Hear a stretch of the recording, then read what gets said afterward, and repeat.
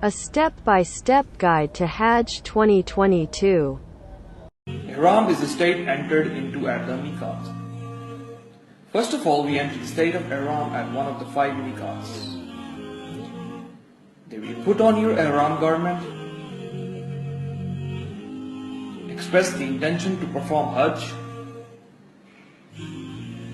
and you start your journey towards Makkah. There you first perform the welcome tawaf, then pray 2 units at Muqam Ibrahim. Perform sa'i between Safa and Marwa, and then call out with talbiyah. Now next move to Mina and stop there to pray and read Quran. From there now move towards Arafat.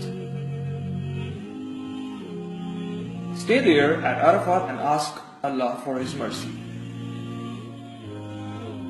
From there move to Muzdalifah, where you perform Maghrib and Isha, rest for some time and set off to Mina again before sunrise. Once you reach Mina, stay there and stone the devil after reciting takbir on every devil. Afterwards, sacrifice your animals, complete shave your head or clip your hair. Then return to Makkah from there and perform the farewell tawaf.